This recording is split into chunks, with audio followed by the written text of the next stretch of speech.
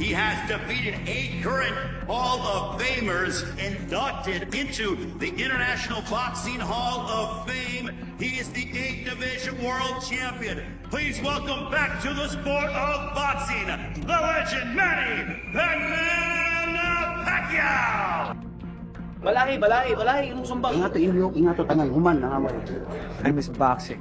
I'm excited for the fans to give a good fight. Boxing is my passion. The way I train, the way I work hard to make sure that I can give a good fight to the fans.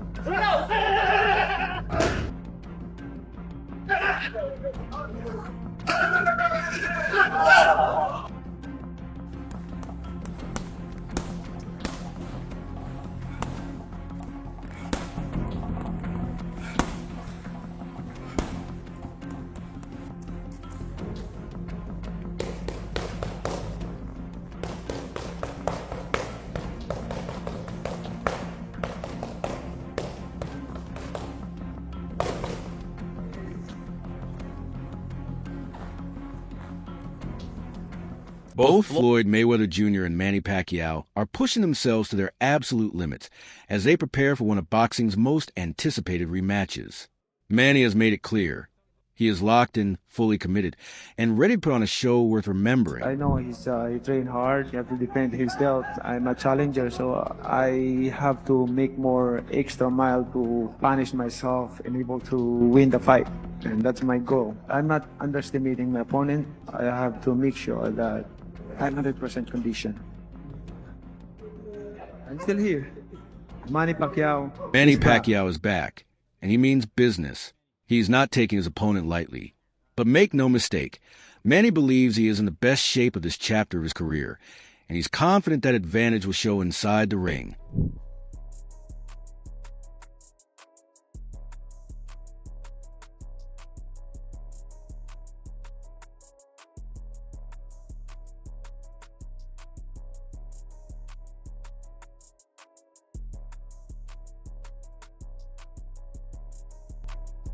Michael Ren!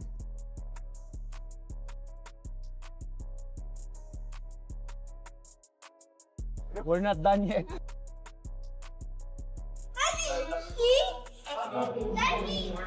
Mo na siya. Kita pa niyo mo kumbes dari anak ka Awan din.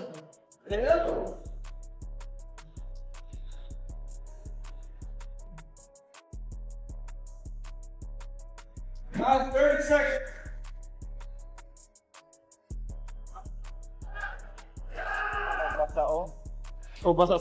Manny made one thing crystal clear. He didn't come back for a casual exhibition. When Floyd proposed a showcase bout, Manny turned it down flat. He wanted a real fight with real stakes and real intensity. And that's exactly what the world is going to get. Before he wants an exhibition with me, but I disagree, and I want to fight with exhibition with him. I want to fight a real fight like this. So this is it. This is what I'm waiting for. For Manny Pacquiao, age is nothing but a number. He believes that as long as the fire still burns inside you, the passion, the discipline, the hunger, boxing has no expiration date. And everything about his preparation suggests that fire is still burning bright. Of course, boxing is boxing, it's really hard sport. When laziness comes to your body, to your mind, then stop boxing. Forget about boxing. But as long as you dedicated, you have fire, you have you have interest to punish yourself like that, for hard work, you enjoy doing hard work, training like that, discipline, then go for it. Like, continue boxing, Yeah. But if you do that, you'll be successful. Of course. But something like comes to your mind, like especially in the middle of like preparation, like let's say 2 months after 1 month training, it's like tired, like lazy. What sets Manny Pacquiao apart from most fighters is what goes on inside his mind. He says his brain has never once told him he's tired. And that relentless mental drive is precisely what has kept him competing at the highest level long after most fighters have walked away. When the time comes, come to my mind, my heart, I'm dizzy, I'm tired. then know when to stop. forget about boxing. Yeah, right? But as long as you have passion, You dedication, still have fire, then yeah. yes, of course. But look at your body also. 'Cause sometimes your mind is active, but your body Body cannot says flex. Mine stopped a long time ago. So that's why I'm trying.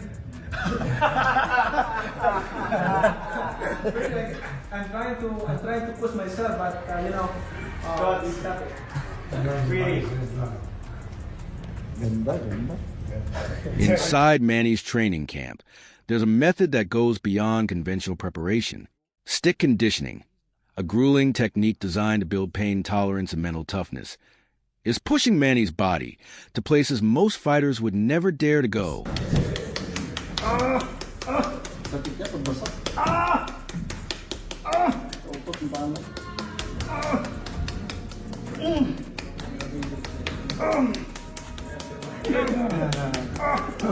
Go to your happy place. Happy place.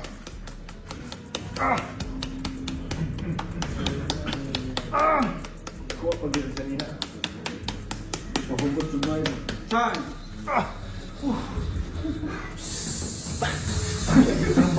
Give it time, Jimbo. I did that mine on 45 seconds. Go. Get it. Go. Run.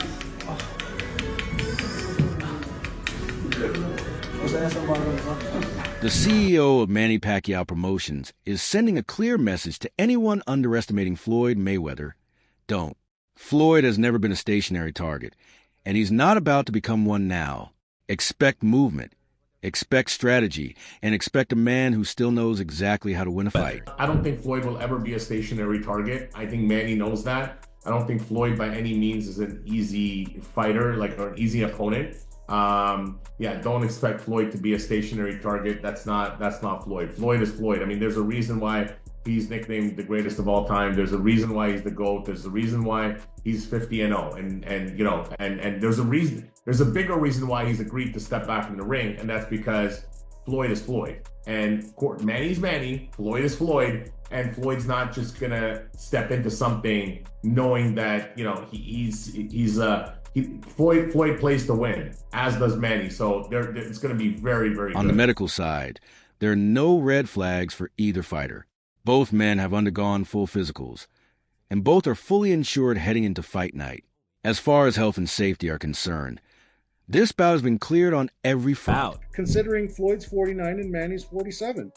I mean, the testing, I mean, the medicals and stuff are the same. It's the standard full physical, MRI, MRA. The eye exam, blood, EKG, so very standard, like what it is typically. They're getting insurance, so that's not a problem, right? So that there's no concerns or any issues there. You also have to look at their history, right? Their history is look at how many fights they've done, look at how they've performed. They've always shown up. They haven't been, they're not flight risks. So we have to go back in the history and look at it. And of course, you see Manny's performance was great. Yeah, and going back to the first fight, drug testing was a big sticking point for Floyd, right? Is there going to be drug testing for this fight? Yes, most likely, yes, there will In the be. gym, Manny Pacquiao looks nothing short of electric, working the pads alongside legendary trainer Freddie Roach. The speed, precision, and raw power on display are a reminder of exactly why this man is considered one of the greatest to ever lace up a pair of gloves.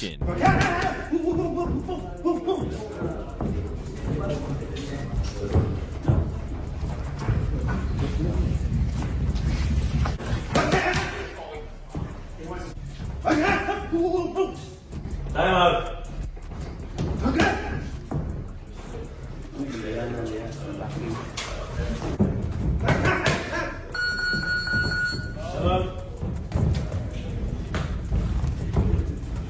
Meanwhile, in Floyd Mayweather's camp, it's business as usual, and business is sharp. Floyd is deep in preparation, locked in with razor-sharp focus, refining the very skills that made him unbeatable for 2 decades.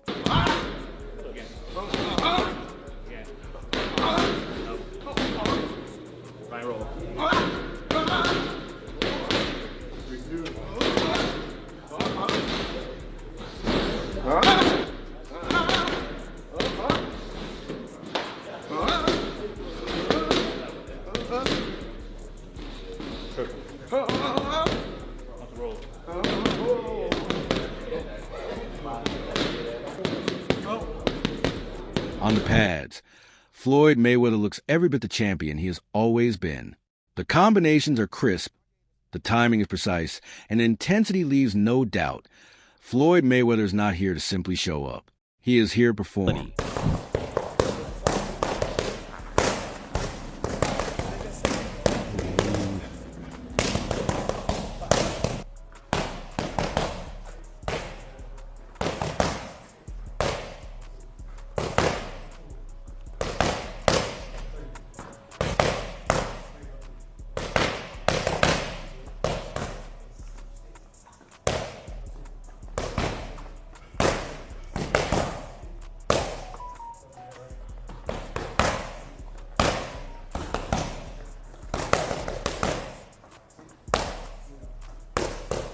ESPN's Max Kellerman didn't hold back when asked about this rematch. He made it clear he rarely comments on another athlete's finances, but expressed genuine hope that Floyd is doing well and walks away from this fight financially set for life. As for Manny, Kellerman sees a fighter driven purely by love of the sport, someone who craves a real fight, not a choreographed spectacle. Looking back at their 2015 clash, Kellerman was blunt. He found it disappointing. And now, with both men on the wrong side of 46, the questions surrounding a rematch are louder than ever. Still, when it comes to pure excitement and authenticity, Kellerman finds himself drawn to Pacquiao, a fighter who always makes you feel like anything can happen. That's one thing I don't do. I don't talk about no other athletes' money. I don't do that. By the way, my hope is that Floyd isn't going broke. So if he is, that he makes all the money in the world for a Pacquiao fight and rides off into the sunset a rich man. I wish him the best. I want to fight somebody. I don't care about the money and all that. Who you want him to fight? That's not good with Pacquiao. Pacquiao just drew with Barrios. And you see what he look like? Yeah, because they're not on that level anymore. What do you think's going to happen here, though? What do we think's going to happen in Mayweather-Pacquiao? Are you interested in it? Yep. Is it a good fight? Yeah. I'll be watching. Watch it. The first one was awful, but now they're 50 years old. Let's see it. But why though? But you didn't like the first time. No, I didn't. I'm not gonna watch the second. You didn't like that, Max? No, the first fight. So when they wasn't grandpas, I know you when it wasn't By grandpas, the way, y'all like it. that fight went more or less how I thought it would go. I always thought it would go that way. I didn't like the fact that it was a diminished. Who's your favorite fighter, Pacquiao or Floyd? Come on, we know it's Pacquiao. I know Pacquiao. Actually, Floyd. Watching Floyd fight is actually more my style of that perfect boxer. That's what when I do a pound for pound ranking, I'm trying to be objective. Pacquiao jumped more weight classes. What he did pound for pound to me was more impressive. But you have him over Floyd. But I never thought Pacquiao was going to beat Floyd ever. But Pacquiao, he's one of my favorite fighters. Cool. Floyd and Pacquiao, they're one of my favorite fighters. But I still want to see Floyd's the longer, bigger, better defensive fighter. Right. You know. But let's be real. What this is all about, business. This is going to be a mega event. Doesn't matter how old they are. They're the two biggest names in boxing today, even if they are. Paulie Malignaggi doesn't sugarcoat it. In his eyes, this fight is a high-profile payday, plain and simple. He looks back at the original 2015 bout and sees a fight that never truly delivered on its promise. The build-up was historic. The anticipation was enormous. But inside the ring, it felt more like a careful tactical exercise than a war. That fight at least had championship stakes. Floyd was a champion, Pacquiao was a challenger, and the welterweight division held its breath. This rematch carries none of that weight. What it does carry is nostalgia, curiosity, and two of the most recognized names the sport has ever produced. Malignaggi compares it to the allure of Mike Tyson's exhibition bouts. Fights that may not define eras, but still manage to stop the world simply because of who is involved. The first fight was also a cash grab, but really, that one was also a little bit too late, and really they didn't really fight with that passion and fire. It was more like, I'll dance, you dance, and if nobody gets hurt, we both win, And that's not really what fans want to see. Having said that, the first time around was for the championship of the world. Floyd was champion. Pacquiao was challenging him. I think Floyd had the WBC title at the time, so on and so forth. And you know what I say about. And at the time, it was still a fight that was viable within the whole world landscape of the welterweight division. This time around, it's not really a viable fight within the landscape of the welterweight division. But it's like I always complain about Canelo. As long as you don't take the belts with you and hold them hostage, and the sanctioning bodies allow you to hold them hostage, I don't mind guys doing this kind of thing. Let's face it. Is it the only time we've seen this? We've seen this time and again. I mean, Leonard did the third fight with Duran and Hearns in 1989. Make no mistake, this is a real professional fight, not an exhibition. but the entertainment element is impossible to ignore. Pacquiao brings his age-defying power and relentless aggression. Mayweather counters with a defensive genius and ring IQ that kept him undefeated for his entire career. Neither man is a shell of himself, and that's what makes this compelling. This fight isn't about championships or divisional rankings. It's about skill, pride, and the kind of storytelling that only boxing can deliver. And with Netflix streaming it globally, the audience reach extends far beyond the traditional boxing faithful, drawing in millions of casual viewers who may not follow the sport closely, but absolutely know these two names.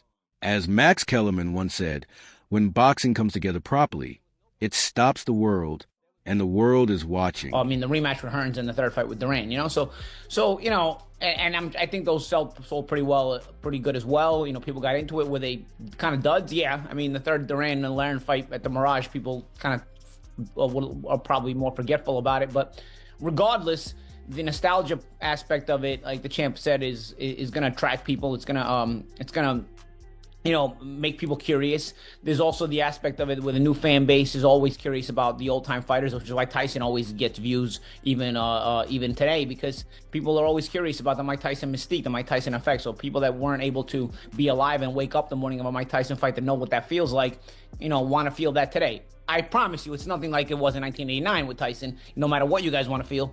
But regardless, I think people get curious about that. And I think this is going to be sort of the same thing. Boxing journalist Dan Rafael sees a strategic picture clearly. The scheduling of this fight places both Mayweather and Pacquiao on parallel timelines, with potential September 19th date at the Sphere in Las Vegas emerging as a target. Netflix's involvement, Rafael notes, was never a surprise. It fits perfectly with the platform's appetite for massive, attention-grabbing events. But he's equally clear that this fight will not replicate the financial earthquake of 2015, when their first meeting shattered every pay-per-view record imaginable. This time, Netflix absorbs the cost. Fans watch at no extra charge, and the strategy mirrors what worked with Jake Paul versus Mike Tyson. The promotion itself is a three-way partnership between Manny Pacquiao Promotions, Mayweather Promotions, and CSI Fight Sports, a collaboration built to deliver a global spectacle. It puts Floyd in an exhibition bout, also probably in April, but in a different location, and it sets them up on the same time schedule where if they're going to do a rematch, September 19th at the Sphere in Las Vegas. The fact that Netflix is doing it is not surprising at all. That's always been what they've been talking about doing. I think both fighters and everybody involved understands that it's one thing when everybody wanted to see the fight in 2015, you put it on pay-per-view and it's going to be a blockbuster, which it was. They charged $100 before the pay-per-view, the biggest price ever for a pay-per-view. And it set every conceivable record that you could think of in terms of gate, boxing, pay-per-view buys, overall revenue, the sponsorships, the merchandise. You pick a metric and it broke the record.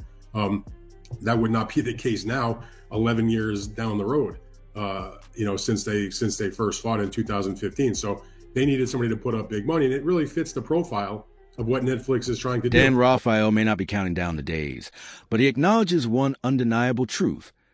The star power of Floyd Mayweather and Manny Pacquiao transcends sport. Regardless of age, regardless of where they stand competitively, these are two of the most famous athletes on the planet. And that alone guarantees that when the bell rings, the entire world will be paying attention. They want to do big events, and whatever you want to say about it, maybe not for guys like me or you who are involved in doing boxing-related stuff on a daily basis, but for the regular person that's scrolling through Netflix to see what's on a weekend night, they're going to look and say, oh, Mayweather, Pacquiao, I know those guys. They're as famous as any boxers in the world. And if it doesn't cost me any extra money and I'm just paying my normal subscription, yeah, I'll check it out. And it's going to do big numbers. That's why Jake Paul versus Mike Tyson did the numbers it did. And that's why, we saw them be interested in a fight like Jake Paul against Anthony Joshua and the other events that they have done. Tyson Fury's come back as they try to, build up more in the UK. And this is going to be the same situation. They put out a lot of money to do the fight, but not as much as what obviously they generated in 2015. And, it will be, it'll be a big event, but how much of a fight it will be, who the heck knows? But I mean, to answer the question, I'm not looking forward to it. But the numbers tell their own story. In 2015, Floyd Mayweather reportedly walked away with around $200 million. Manny Pacquiao took home roughly $100 million. For this rematch, Both fighters are said to be earning $100 million each. And here's the reality. If you're a fighter who is still physically capable, still sharp, still able to compete, and someone places a $100 million offer in front of you, there is no rational argument for walking away. Prize fighters fight for prizes. It has always been that way. And at that number, no one on earth can blame them for saying yes. Say it's just they're both getting $100 million. If you're presented with a $100 million bag, okay, and you're still good physically, all right, and can still fight, and you feel good, you ain't turning down that bag, bro. You're not. You're gonna say yes to it. All you guys that are shitting on it, okay, let's just be real for a second. No cap. We're all taking this fight. We're all taking it. You can't blame them to take it. We're all taking it, all right? So I hear both arguments, but it is what it is, right? They're going to take it regardless. They're prize fighters. They fight for a prize. Duh. As Floyd famously said in that 24/7 build-up against Shane Mosley. And they're going to do what they're going to do. Now, in terms of why this fight is happening, honestly, I don't know. I don't know why this fight is happening. Netflix's growing presence in boxing raises a question that critics are increasingly asking out loud. Is the platform raising the level of the sport, or simply using its star power for entertainment value? The fights Netflix has delivered so far have generated massive audiences, but when graded on competitive significance, they leave something to be desired. This fight is the latest example of that trend. A spectacle built on legacy and nostalgia rather than championship implications. The platform has the reach, the resources, and the audience to elevate boxing in a meaningful way. Whether it chooses to do so remains to be seen. For now,